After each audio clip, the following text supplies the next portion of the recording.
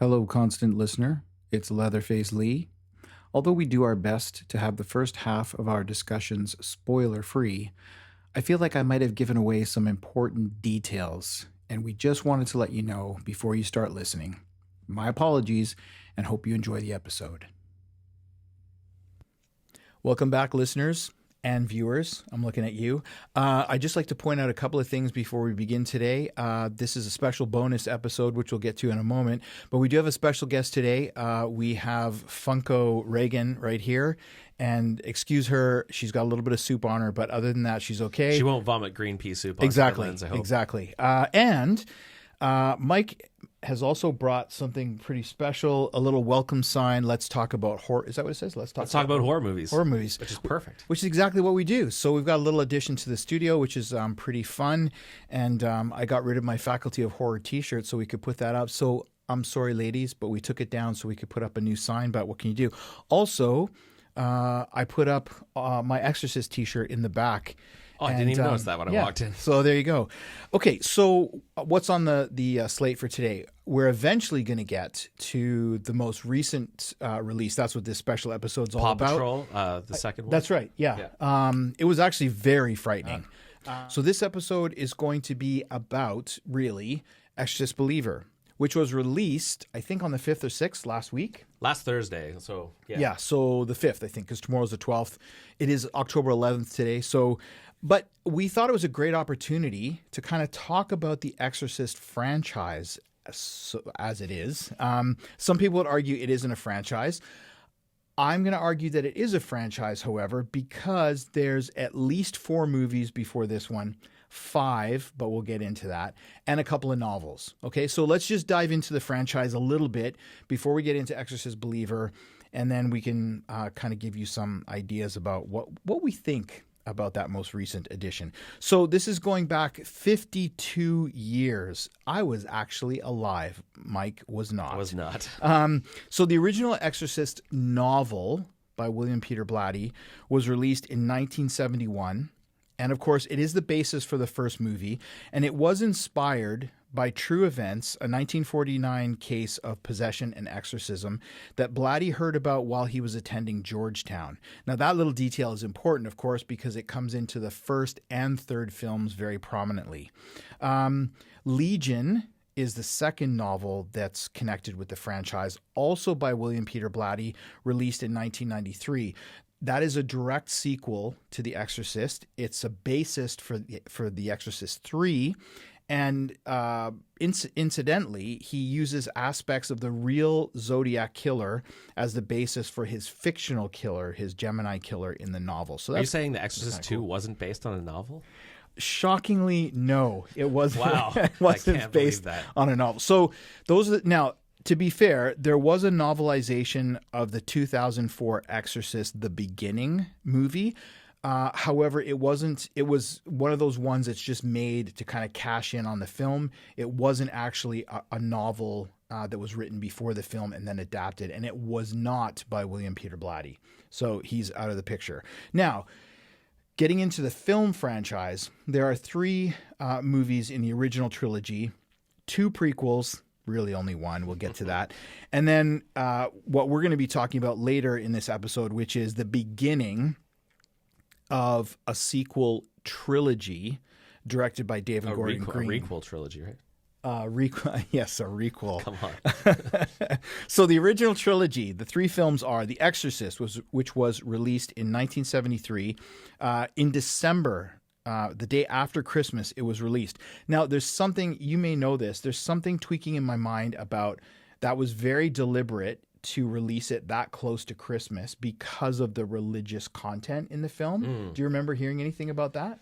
Yeah, I watched a few making of documentaries about the original Exorcist, and I think one of them touched on that. I think so. I'm pretty sure it was a deliberate release at that time. So this one's directed by William Friedkin, who just died recently, actually. And he did The French Connection, Cruising with Al Pacino, and To Live and Die in L.A., among many other ones.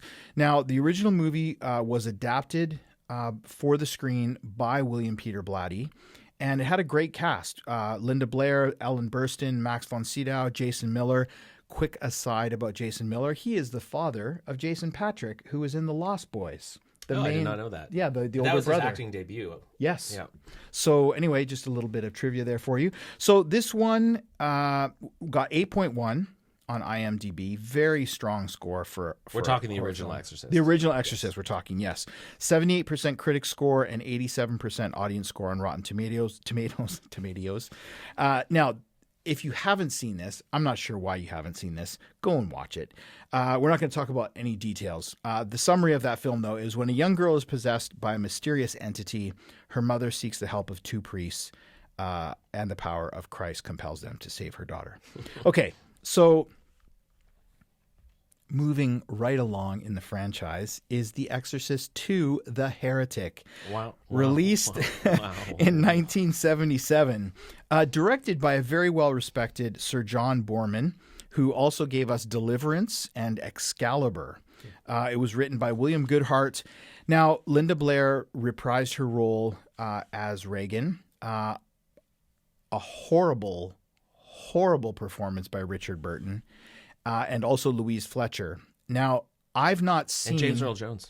And James Earl Jones, thank you. Yeah, he was in this one. And several locusts. So the IMDb score for this, are you ready? Are you sitting down? It's 3.8. It's too high. Which I maybe, actually, I think I have seen a lower score than that. I'm hoping that Winnie the Pooh was I think lower. Winnie the Pooh was 3. This was 3.8. Yeah. All right. So barely better than I would rather Winnie watch the Winnie the Pooh. Rotten Tomatoes, again, I don't think I've seen a score this bad. It had a single-digit 9% critic score and 13%. What did Wicker Man remake it? I don't know. It was better than that. Better than that, I looked that think. up.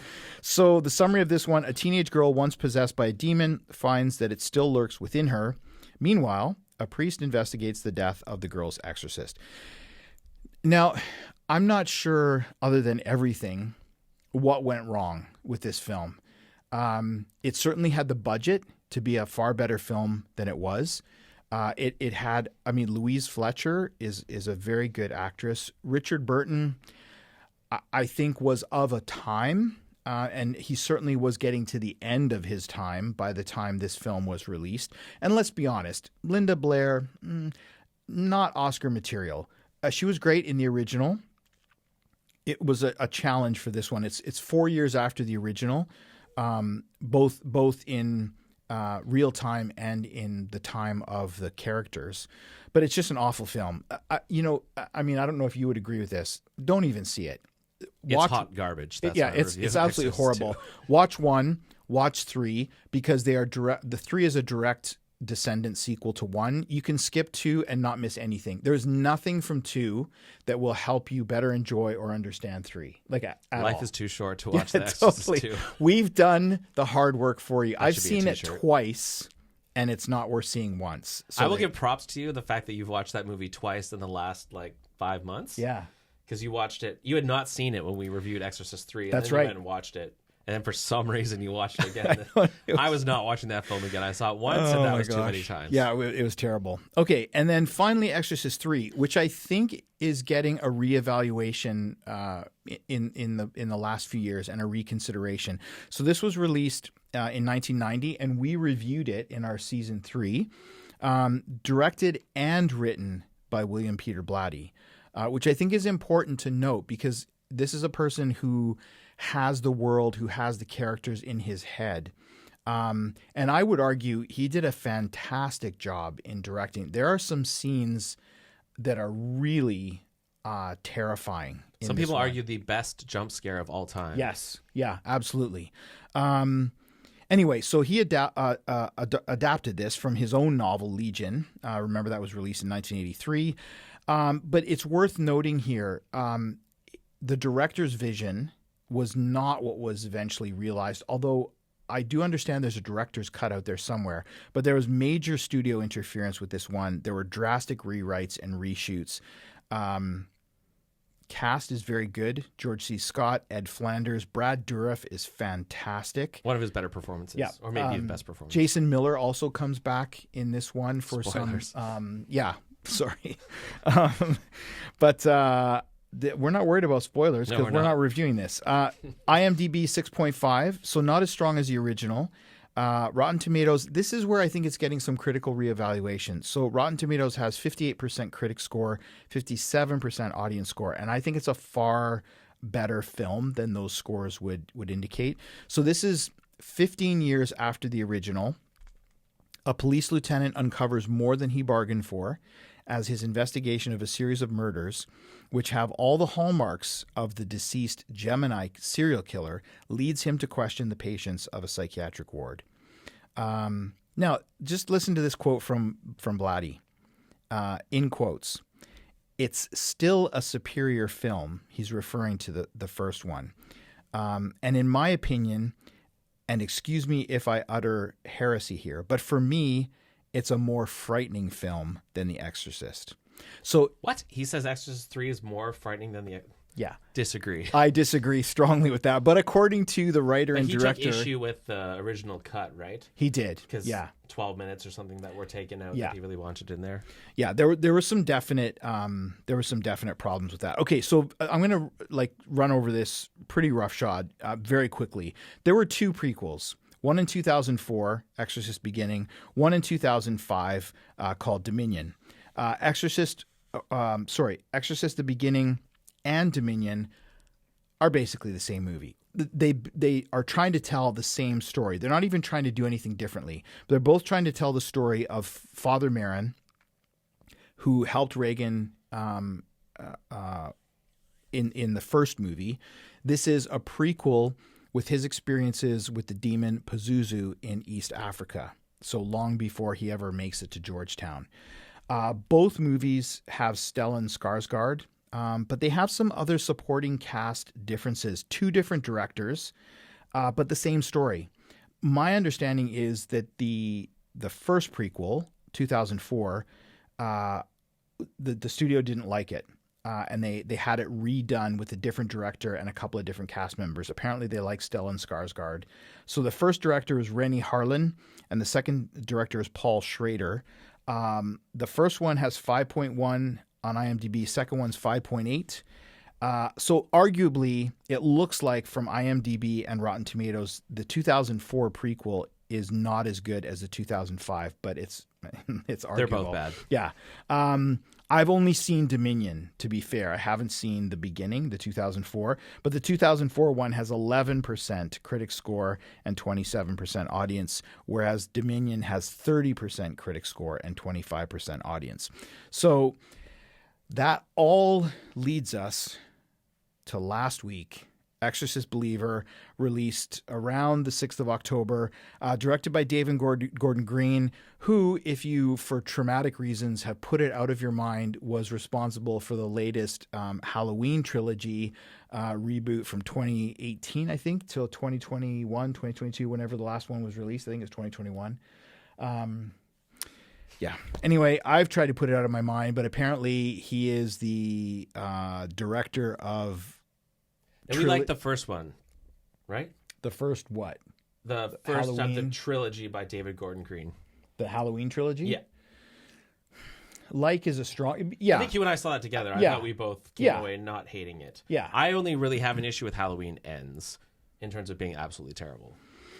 Yeah, I mean, I have a number of issues with just the franchise in general, but that's a whole other thing. So... And just to, obviously this is not a Halloween review, but I did try to go into this film without having baggage from Halloween Ends, because... Yeah, me too. I tried to put that aside. Because I was pretty pissed off after Halloween Ends at David Gordon Green. Yeah, totally. And I'm like, okay, totally. I'm going to give this film a fair shot, and I'm going to try to not go in with that lens. I agree. I tried to be neutral about it. So the brief summary of this one is I don't even know if there are scores yet. I have no IMDb or Rotten Tomatoes scores, but I don't know if you noticed. I didn't. Oh, I actually did look it up, and I didn't write it down, but I'll get it for you in a second. So I'll just read the summary while Maniac's looking that up. Are you okay, Reagan? Good. Okay, so when 2 girls disappear into the woods and return 3 days later with no memory of what happened to them, the father of one of the girls seeks out Chris McNeil, that name may ring a bell, who's been forever altered by what happened to her daughter 50 years ago. And actually, it is 50 years in movie time and real time. This is 50 years after the original. So, all right. So The Exorcist Believer has 23% critic score on Rotten Tomatoes, but a 58% audience score, which is not amazing, but not better than a lot of the other Exorcist films have fared. And here are your daughters, Angela and Catherine. It's about 7 hours ago, and that's the last information we have. Catherine! Angela? Hey, you found her? What are you and Catherine doing out there in those woods? You were just walking and walking. That's all I remember. Angela, can you tell your dad how long you were gone? A few hours. Baby, you've been gone 3 days. So I apologize for running off at the mouth. I'm going to give Mike actually a chance to speak this episode. So I'm going to hand it over to you. So where do you want to begin with Believer? What do you think is important to start with? Well, maybe I'll just go back a little bit to talk about... So for me, if you listen to our top 10 of all time, The Exorcist for me is my number one favorite horror film of all time. It made a huge impact on me, arguably rocked me more than any horror movie has in terms of how much it scared me. And then after that, I would say Exorcist 2 is probably the worst film I've ever seen in my entire life. And I'm not even exaggerating. Like, it is that bad. Worse than The Room? Oh, 100%. The Room is entertaining. But, like, Exorcist 2 just has zero redeeming qualities. Like, I'm not even joking. Like, if you said it, like, I've answered that question. What's the worst movie you've ever seen in your entire life? It's probably Exorcist 2. I thought the prequels were garbage. I did not like them.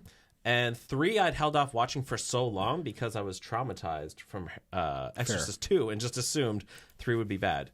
The third one is good. It's not as good as the first one, in my opinion. Yeah, I agree.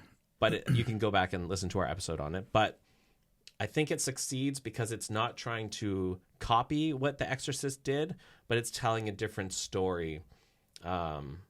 And I think why a lot of the other ones have failed is they're just trying to copy what the original Exorcist did. Yeah. And I think that's almost an impossible task, and we can get into that when we talk about the film. I don't think of this so much as a franchise because it's really not cohesive. It seems like everyone's just trying to recapture the magic of the first one. And yeah, 2 and 3 are so disjointed from the original. 3 a little bit more in the prequels. It just doesn't come together as a nice franchise, I don't think. No, I agree 100%. Yeah. And The Exorcist, when you watch it, feels like a complete film that doesn't need anything else. Whereas, you know, when you've got Freddy alive, well, I mean, I guess they usually get chopped up. But I think the certain horror films lend themselves more to feeling like a franchise, like Saw. Whereas this one... I think you're right. I think technically you can make the argument that it's a franchise, but I don't really think of it in those terms. Yeah, no, I have to agree with you there because I don't think, and because we've just recently done a bonus episode on Saw and we watched the franchise and it's very cohesive as a franchise. There's a through line of the story. There's characters that keep coming back. All the actors are different. All the storylines are different. In some cases, completely arbitrary. Yes. That you're like, what's going on here? So I completely agree with you. In name only is it a franchise. They haven't really done any kind of work behind the scenes to offer the viewer a through line through the story. So yeah, in name only is it a franchise. 1 and 3 stand alone, stand in a class above the rest of the films. That's how you should think about The Exorcist. Yeah. Watch 1, watch 3, and really don't even bother with the other ones, is my opinion. Yeah, I tend to agree. And even those two, to be fair, I mean, 3 is a strong film on its own. And there are definitely people who don't agree with this opinion. I mean, I had a similar experience to Mike in terms of how The Exorcist impacted me as a viewer. And we've talked about this many times before, probably because of when I watched it. I was 13. Lots of things going on, you know, puberty and all that stuff in everybody's life.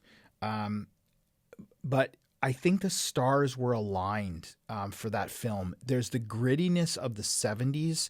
There's a great cast. You've got a great novel that it was based on, and you've got the novelist doing the adaptation for film. You've got a good budget. Arguably... And a psychopath directing it. A psychopath director. I was going to say... to torture his cast. Yeah. I mean, if you listen to stories, they're just crazy, the stuff. So there were just things that went on.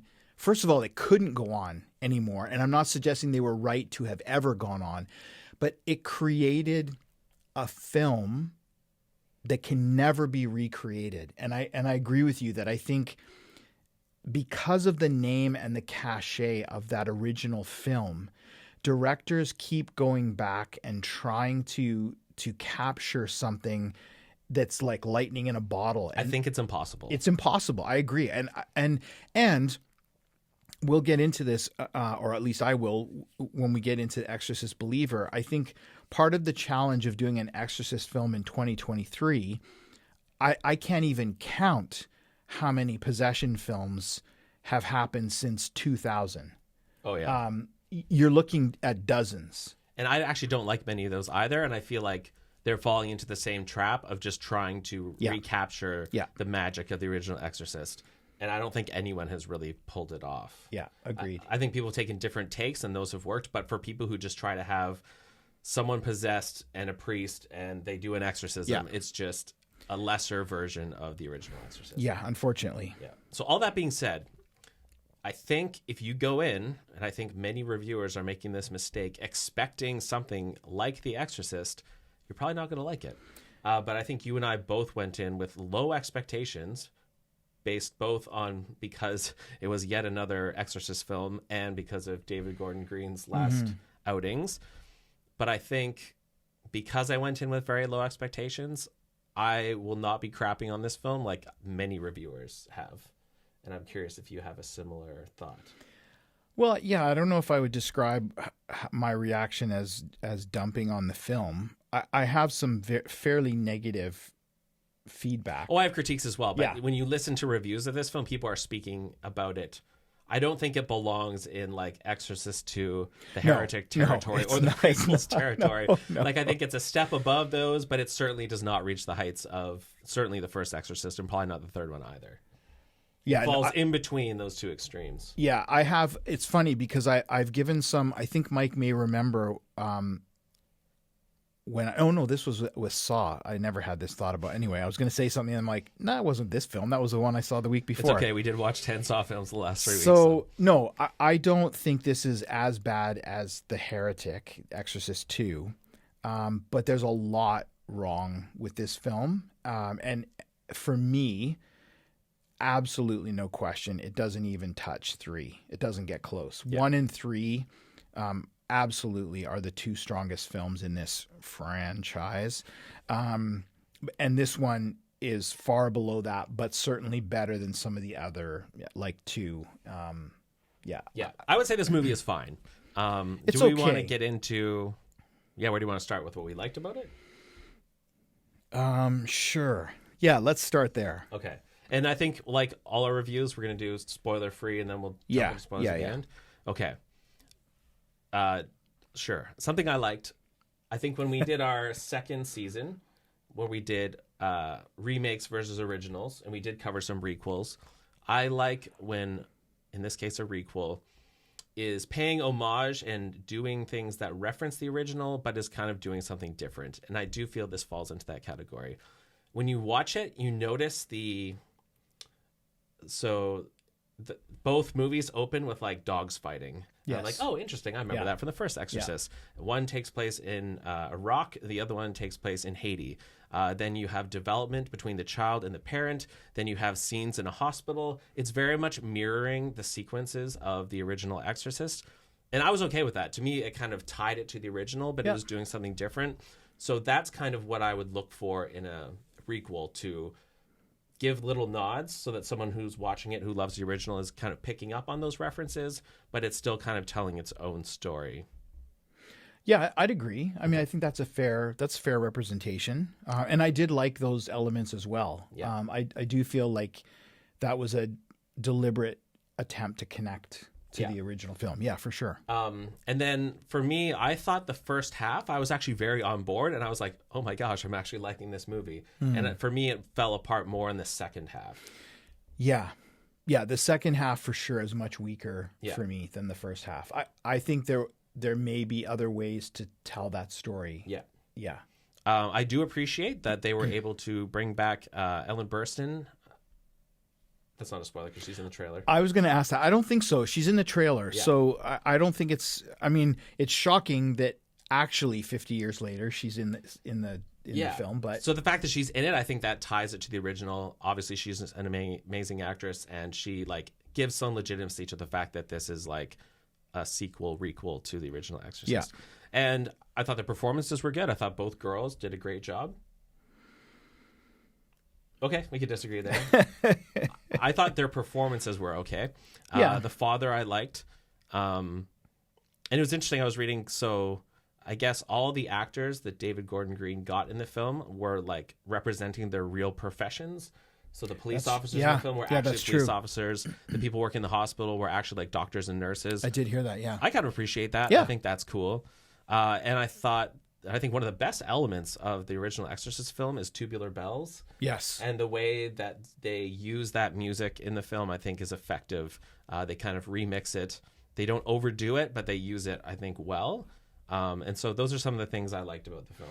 I like the fact that they reference it. I would have liked it a little more. Yeah, me too, actually. Yeah, that's fair. You know, I appreciate the fact that they were trying to do their own thing or whatever, but I would have liked just a little bit more of a nod to that original score. And in terms of the pacing, I appreciate that he takes quite a bit of time setting up the story.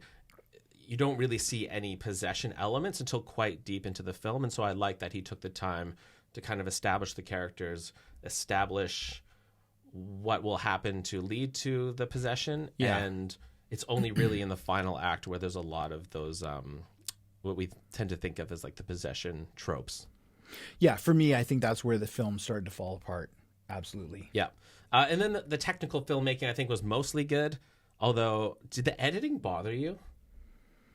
What aspect? To me, he would cut almost every second or two. I found it very distracting. Like, he would never settle into a scene. It was cut. And it was really distracting. Actually kind of bothered me.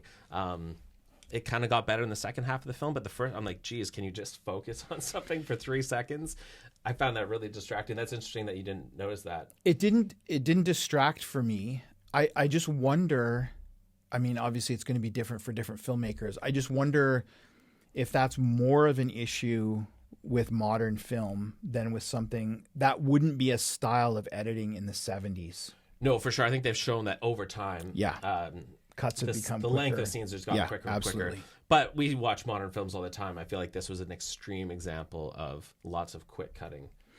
Yeah, and I wonder, so one of my challenges with the film, and the only reason I'm bringing it up right now is because I think it's related to the editing, is it felt very uneven in the pacing, very inconsistent. And I wonder if that is an artifact of that editing, where in the first half of the film, where you're trying to establish a connection with the father and the daughter, and you're trying to create the background story, to me, that calls out for, sorry, you know, just, It's possessed. I just saw a scene with, is it Corey Feldman? Corey Feldman? It was I felt really bad for him. He was doing his rock star shtick on stage, and he actually walked into the microphone as he was about to sing. So my apologies for that. I don't think I'll be able to edit that out, so you can laugh at me at home. Anyway, what was I saying? Oh, I think that first half of the film required longer cuts so that you get into the scene, you connect with the characters, and I think that might be, as I say, an artifact. The fact that I wasn't comfortable with the pacing was because of that. It was because of that, yeah. Yeah, I found it really distracting. And I did like the relationship between the father and the daughter. This is, for anyone who's heard Mr. Watson do podcasts, one of his pet peeves is how teenage girls are always represented as really angsty and they hate their parents and they're always on their cell phone and like, leave me alone. But I like that her and her dad had like a kind of fun, playful relationship, and I kind of bought into the authenticity of their relationship. Yeah, I felt that too. Yeah. But then it's not a spoiler to say that there was 2 possessions in this case. I don't, well, is that spoiler? We'll watch the trailer and edit this if we have to. Okay, go ahead. Well, I just think that it was very lopsided. So whereas the father-daughter are developed very well, I feel like the other family is so underdeveloped, and that creates a lot of the film's problems. I agree. And yeah, I mean, we can get into the. I mean, it's in the trailer too, right? Yes, absolutely. I believe you see both girls. You do. I just. Is there anything else you liked about it before? Because I have lots of negatives too. But yeah, no, there's nothing else I liked about it. Would you agree with all the things that I outlined as positives? Yes. Okay. Yeah, Other than the daughters, you said you weren't happy with their performance. Well, I maybe don't feel as strongly. Sure. I think they were decent enough, and perhaps what I'm reacting to is the lack of strong writing as opposed to the lack of strong performance. Sometimes it's hard to like parse those out. Yeah. Yeah. I mean, I would guess it's probably the writing as opposed to the performance because they were both okay. I mean, I think I would have liked to, as a lead up into the second half of the film, I would have liked a scene where you saw more of what happened as a precursor. Thank you. I wrote that down too. I was just like, why are you leaving this out? This is an important element. Like arguably the most important. Yeah. And I wonder if that's it seemed like what he was trying to do was mirror the original. And I think because he knew that was so successful, when you look at all the things we mentioned, because in the original, there's just her playing with the Ouija board. It's actually quite a quick scene. It is pretty quick, yeah. And I wonder if he was trying to like give similar amounts of time, a ratio of time to that. But it felt, I didn't even understand what they were doing. That totally. They go down into a hole and they're playing with like a necklace or something, and that's it. Like, I think that was a huge mistake. Yeah, I think it doesn't give the audience any context for what had happened. There's no, if you're going to spend all this time, like literally half the movie trying to establish the relationships that these girls have with their families and all the rest of it, then give us a little bit of time to transition into the second half of the film, which focuses on the possession. I just, and the other thing, I mean, this was a big one for me. There were two really cheap jump scares in the film. To be fair, the first one worked on you really well. Like, it totally did. Hard. We saw this together in theater. By the way. I hate those though. Yeah. It's so cheap and it's so cheesy, and to me, it's the hallmark of, I don't have anything really to scare you with, so I'm going to come out with, whatever it is, a mirror scare. This was a snake. I agree. The one that got me was a jump scare. And at least a snake at least is menacing. Like, I can see things, fair enough. But the guy, his friend who like taps him on the shoulder, like that one pissed me off. Yeah, it really angered me that you're going to resort to those kind of cheap tricks when you're dealing with this kind of legacy of a film. And the original Exorcist doesn't really have jump scares at all. I can't think of any. No, I watched it the other day and I can't think of any either. Exorcist 3 does, but Exorcist 1 does not. Yeah. So where it seemed like in some ways he was trying to really mirror the original, it's very peculiar to me that he felt the need to throw in jump scares.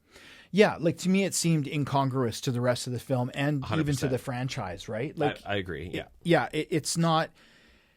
And yes, there are other more modern possession films that do that, and I think to their detriment. I mean, either do your work, write a film that's scary and gets under people's skins, or create, some kind of cheap thrill, jump scare kind of thing.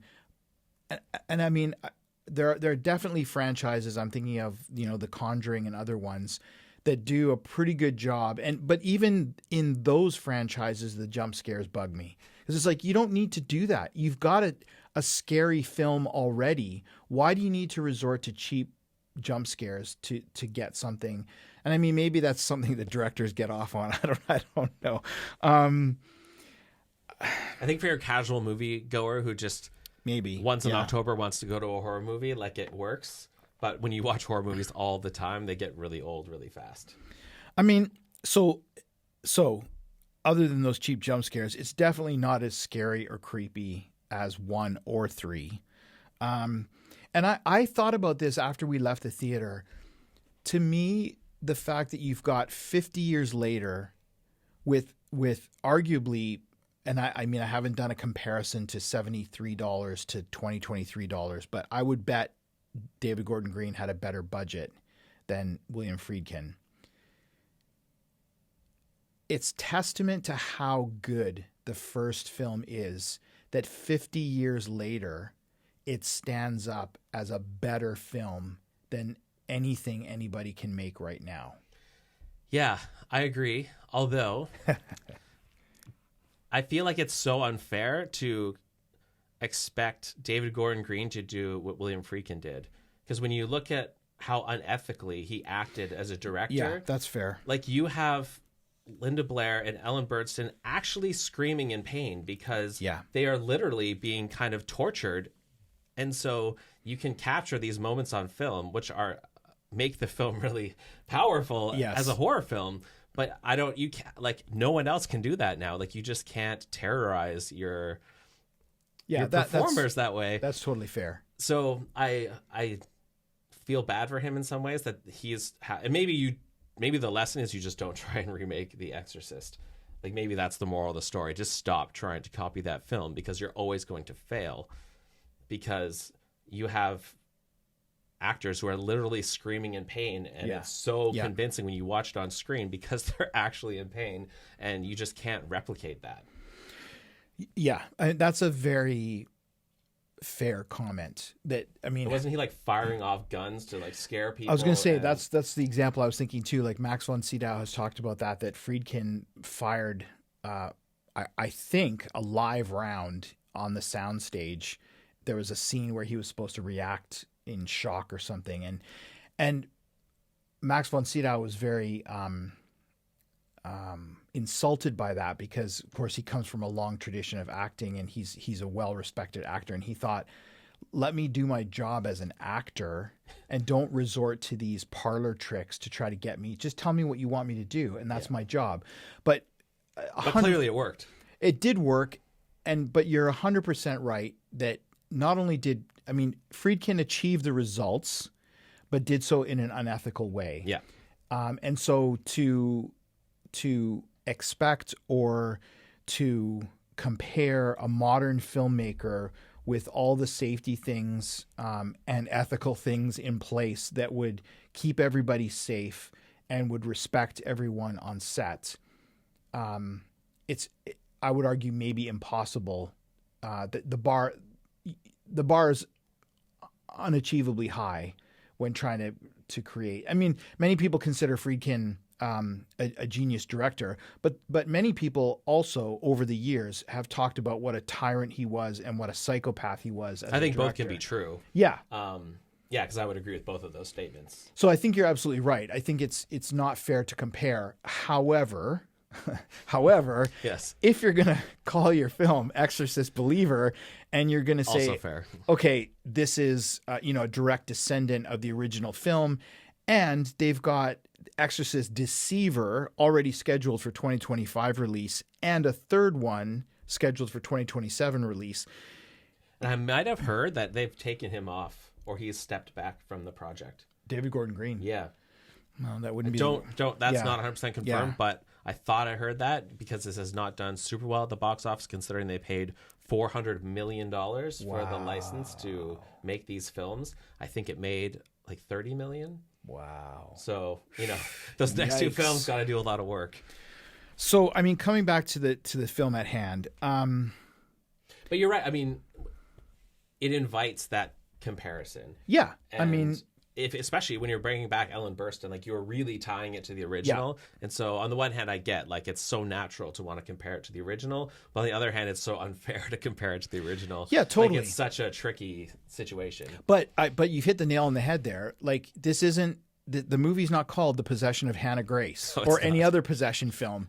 It is called Exorcist Believer. So you invite those comparisons when you've, your marketing, your casting with Ellen Burstyn, your story, your title, all the rest of it is geared towards we are rebooting a trilogy based on the original. Well, then you need to take the flack that you're given about it, because if you're not going to live up to the original, then I think it's fair criticism. For me, I think fairly, but also not trying to be too negative about it. The film was just lackluster for me. It was just kind of mediocre, meh. It didn't scare me. It didn't give me the creeps. It didn't leave me with a feeling of, an unsettled feeling. Some of the performances were okay. Production value was okay. It was cool to see Ellen Burstyn, reprise the role of Chris McNeil. So I just had an upcoming thing spoiled for me.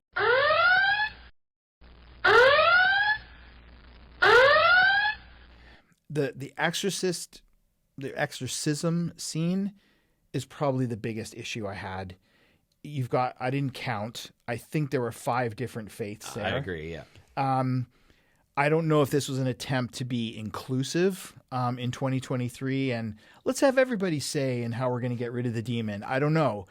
But to me, that completely negated the scariness of someone pitting their faith against what they believe to be a possession or a demon. Like in the And they didn't have the time to develop all No. the, like, there was people in that scene, like, who is this person? Like, yeah, exactly.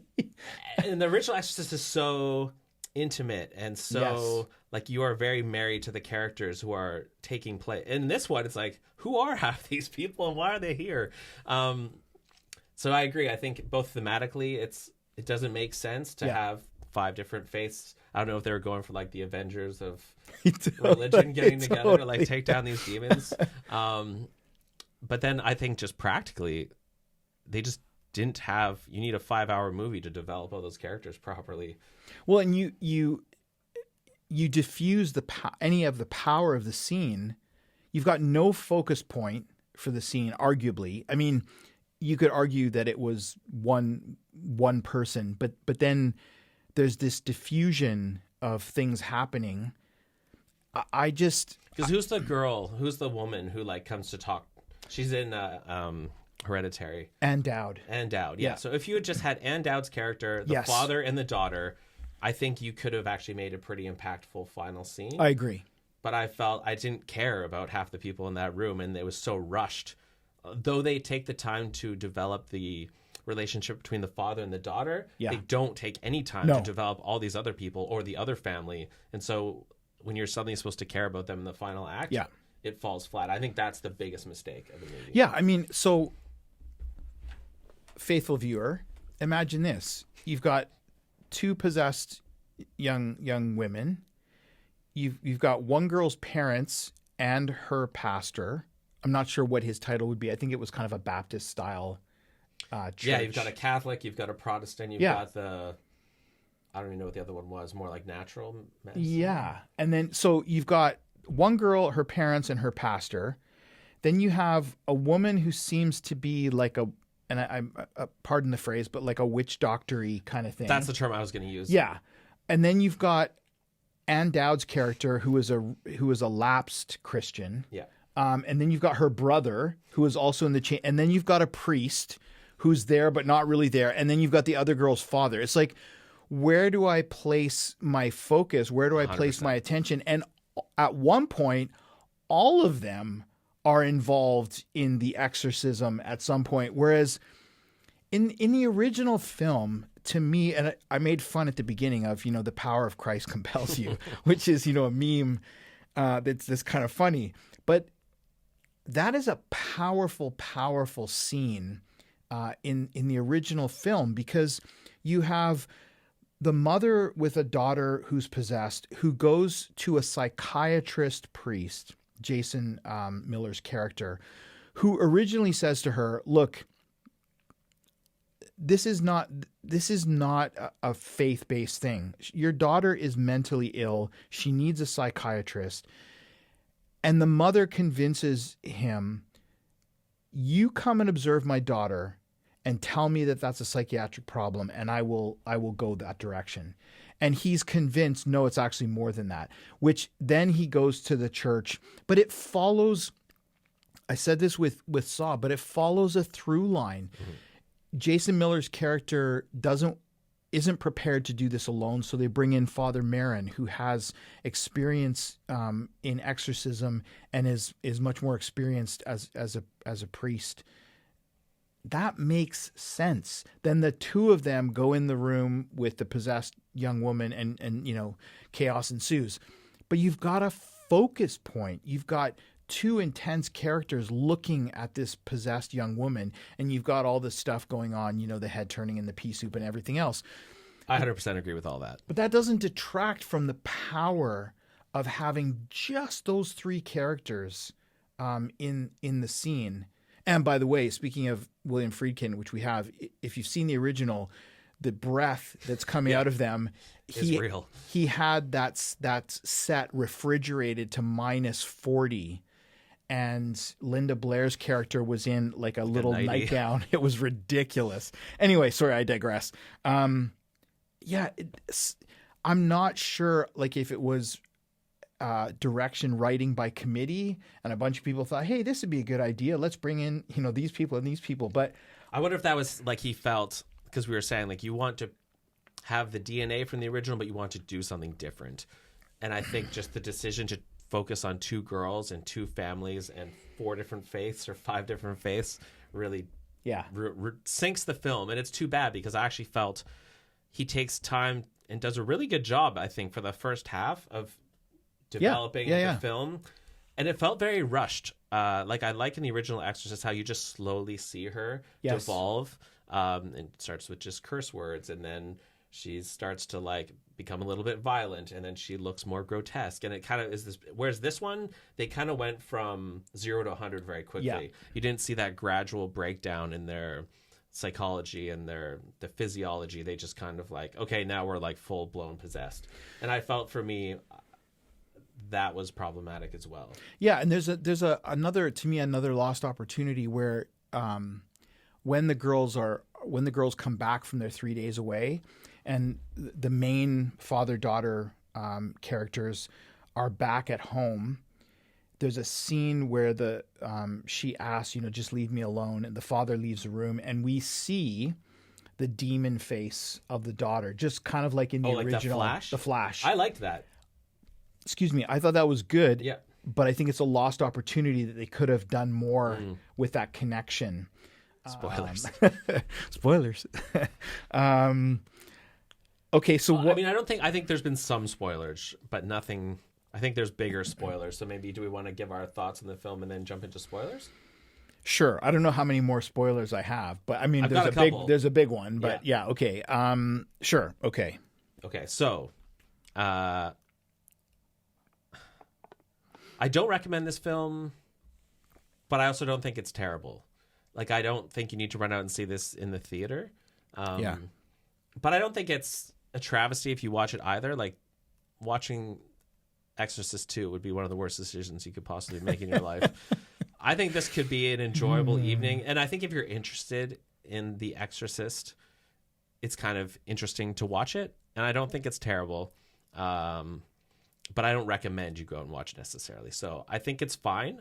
I think it does some things well. I think it makes some really big mistakes, unfortunately. I feel like it actually had potential. I feel like David Gordon Green almost pulled it off and then didn't, unfortunately. But I think I've seen a lot worse films this year. For sure. But I've also seen a lot better.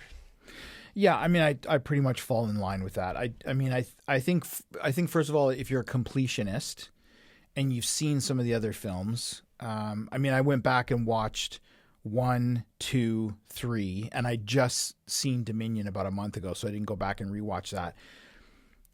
This isn't something that I would say is a must watch. I think the only thing that I would say is a must watch is 1 and 3 from the Exorcist films. However, I agree with Mike that it's not the worst film you could see. If you like possession films, you might like some of the things that they do with this one. Certainly worse films. There's some decent performances. There's some good production value. As I mentioned, some cheap jump scares that might, make you spill your popcorn. So yeah, not the worst thing in the world, but I wouldn't recommend it either. I certainly wouldn't recommend running out and seeing it in the theaters. You can certainly get the experience at home just as well. Yeah, if this pops up on Netflix or Disney Plus or something, I think it's worth watching, but I wouldn't make it a high priority. Agreed. All right. So there we go. We agree. That's good. Okay. We'll go into spoilers. We have a few big things to talk about. And apologies if you feel we spoiled anything. But I think everything we've mentioned is pretty much in the trailer. Granted, trailers are pretty spoilery these days, but... Yeah, so I think, yes, except for the, exorcism by committee. That Right. might not be in the trailers, so... Spoilers. Spoilers. Okay. So I just had an upcoming thing spoiled for me.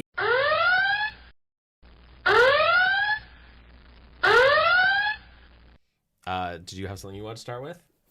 I wonder if we both have the same big complaint. Regarding the end of the film or Ellen Burstyn's character? Ellen Burstyn's character. Well, I certainly feel that she was underutilized. Why would you bring her back for the little bitty part that you had for her? Like I didn't feel that. I'd be okay with that. Oh, okay.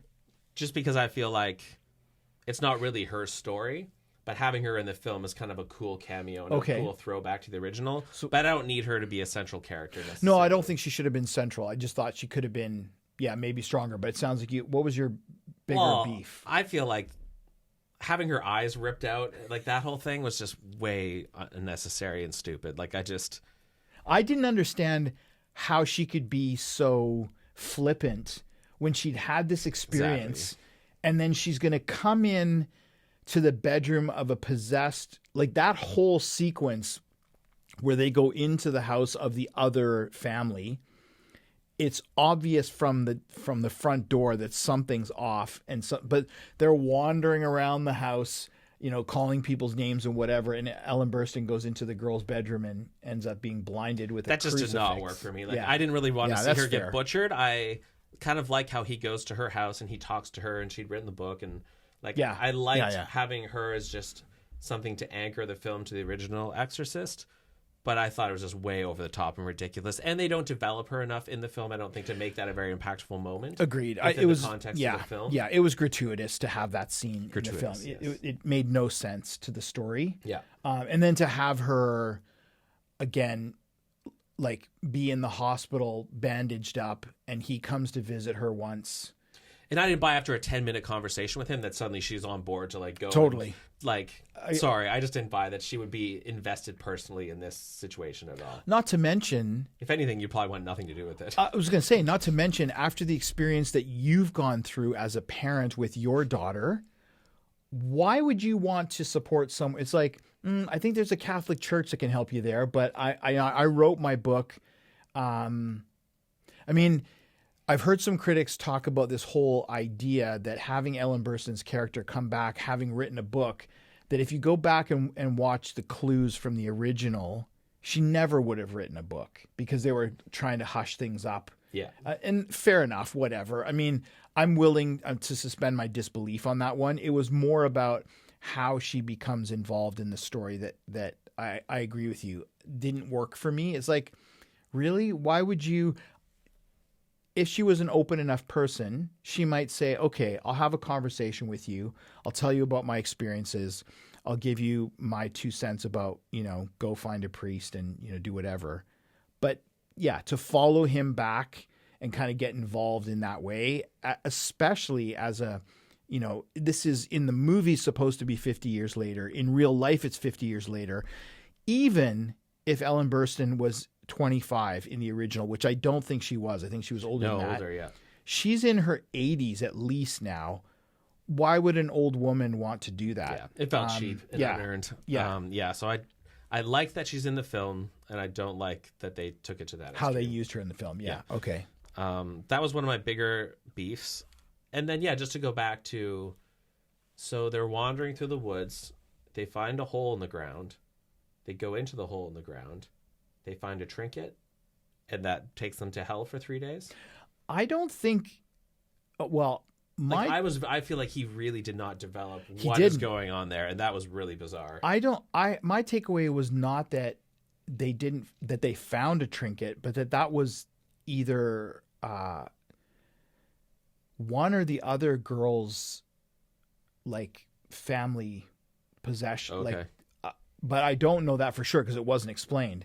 The only thing that was explained was the main and I apologize, I can't think of the name off the top of my head. The main girl, and her dad. What was her name? I don't remember. Yeah, sorry. She wanted to take her mother's scarf because part of this ceremony. Angela, thank you. Part of this ceremony was that she was supposed to have a possession that connected her with the dead person because they wanted to talk to the dead, right? And her father had taken the scarf off her. So my kind of reading between the lines was the necklace that they kind of hypnotize each other with, was that also her mother's? Was that her connection? I don't know. It was completely opaque to me. I don't know if we just missed something, but I understand in the first Exorcist how playing with the Ouija board Yeah, might lead totally. to demonic possession, and that makes sense. But I didn't understand how them wandering down into this hole. Yeah, I didn't whatever get it state either. they're in, Yeah, Georgia or something. Like, yeah. how does that lead to demonic possession? Anyways, that also really bothered me. And yeah, just the totally underdeveloped finale with so many characters. Yeah, that's the big one for me. That's because that to me that's inexcusable. It's really bad writing.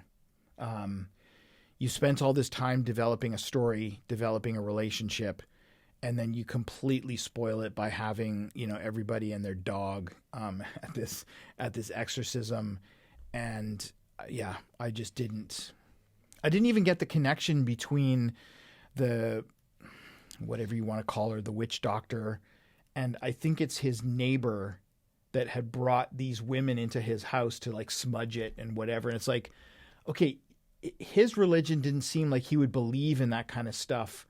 So where did he bring these people in from? And they don't seem to be from his church. No. I don't know. Yeah, I feel like after the girls get possessed, the film goes downhill pretty bad. Very quickly. Did you like the church scene? I kind of liked the church scene. Yeah, it was decent I thought enough. that girl was actually pretty creepy when she's sitting on the pew just being yeah. creepy. I mean, it definitely develops that idea that she's, not of this world. What'd you think of the patriarchy line? I'm not sure When Ellen Burstyn's like, oh yeah, well they didn't let me in the room with her because of the patriarchy or whatever. I thought that was a bit cheap too, because I feel like the characters in that film, the priests, care for her and they don't want her to be subjected to like having to see her daughter go through that. I don't feel like they're trying to exclude her. Yeah, because she's a woman. Like, yeah, I'm cluing in now to what you're referring to. Yeah, that does seem a bit cheap because that doesn't seem their motivation at all. Their motivation is the fact that they believe this situation to be very dangerous, and she's not equipped to deal with that. Yeah. So they're trying to protect her. and I think there's lots of films you can use to explore that issue, but that just felt kind of thrown in there and didn't really make sense in the context of the original Exorcist. Yeah, again, I mean, I wonder if that's a bit of pandering, kind of like the Exorcism Scene, where it's like, let's please everybody, Well, 15 different priests from different faiths all working that's what together. it seems. Now, are we even mentioning the big spoiler? I was tempted to. Okay. I mean, because presumably this is for people who've seen the film. Yeah. So we're going to reveal something that if you haven't seen the film, you're going to be really angry with us. If you intend to see the film, you've been warned. And you stick around after I finish yapping here. This is a major spoiler. So you've been warned. Did you like that?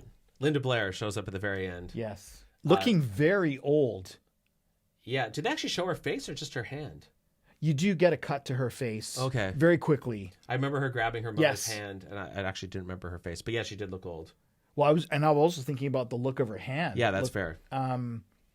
Anyway, Linda Blair shows up at like the very tail end of the film. So do you read that as she's going to play a big role in the second one of the trilogy? That's a good question. I wonder, because I'm thinking about the title of the next one, which is Deceiver, and I wonder if that's a way into maybe she hasn't been unpossessed after all this time. Yeah, good question. And apparently Ellen Burstyn, she turned them down like 3 times for this film. Oh, really? They had to double her pay again, and then donate money to like a charity that she wanted to get her to finally do the film, which is interesting. I wonder if she read about her eyes getting gouged out. And thought, no thanks, but she did it. So But that I was a wonder significant if, part of the $400 million budget. exactly. Yeah, just getting. I heard that Ellen she Burstyn on board. established an acting scholarship. With That's what it was. Yeah, That's right. Yeah. And I don't know how much convincing it took to get Linda Blair involved, but I like that connection to the original. I feel like, unfortunately, they kind of butchered their use of Ellen Burstyn, but hopefully they can treat Linda Blair a little bit better. Yes. I mean, I think it's kind of like, for me, it's similar to Max von Sydow in Heretic. He's there, and it's good because the film's a lot about his connection. Well, not a lot. It's some of his connection to East Africa, which they try to address in the prequel films. But the writing is so bad and it's done so poorly that it's almost a crime to have such a quality actor in the film. Yes. And I kind of feel a little bit that way, not as much about Ellen Burstyn as this. Is like, it's a wasted opportunity to have her. Unlike Wicker Man. Unlike Wicker Man, right? Exactly. Apparently Nicolas Cage is playing the priest in the next one. Yes. So there you go. Oh, now I remember. Okay. So what did you think of Memento Mike. That's right. I can't remember. What did you think of the way that they make the choice at the end? I kind of liked that. Showing how the devil can be deceptive. They said, make a choice, make a choice. Yes. And the one family thinks that they've saved her daughter, but they actually condemned her, and it ends up ironically saving the other one. Yeah. That kind of worked for me. Yeah, I'd say that part of the storyline was good. I think that is a good demonstration of how... It was a bit predictable. I kind of saw that coming. Did you? Not so much. I thought what I thought was going to happen is that they would both refrain from choosing. Right. But it was clear from one of the girls that you're not going to save us by not choosing. Then both of us are going to die. Yeah, and there's quite a bit of tension between the two fathers throughout the film, so it didn't really surprise me maybe that he went that way. Yeah, fair enough. Yeah, I mean, I as a plot device, I didn't mind that. I thought it was pretty good. And so what do you think then of two girls? Did you like that as a fresh take, or did you feel like that was just ridiculous? Well, it could have been a fresh take if the possession exorcism part had been different. Yeah. But I guess that they felt because there was a second, girl involved that they had to have, her entourage as part of the exorcism. That didn't work for me. So I suppose if it had been done differently, it might have worked. Yeah. I'm not opposed to the idea of, there were two of them.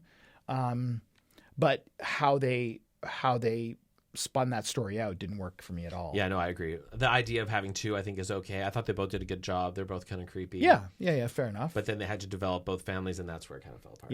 Yeah. Okay. Well, we've gone over an hour now, I think. Indeed, yeah. Ooh. So I guess we're saying watch 1, watch 3, and watch this one when it's free on Netflix? Yeah, if that. There's so many good... I would argue there's better possession films out there. So, if, like I say, if you really want to, great, but for sure 1 and 3, and then, if you get around to it, if, nothing else to watch and you see it's there, then sure, watch it, but I don't have a huge endorsement for it. Yeah. And we'll see you next year when we come back to review Exorcist Deceiver. I don't think it's till 2025, so I'm hoping it's not till season 7 or something like that. All right, in season 7. We'll have a few years to kind of recover. Directed by Quentin Tarantino. I don't know. We'll see. That would be a film that I might want to see, actually. At least the dialogue would be good. The dialogue would be good. So there you go. Yeah. So that's it? Yeah. Thanks for watching and listening, and we'll see you in the aisles.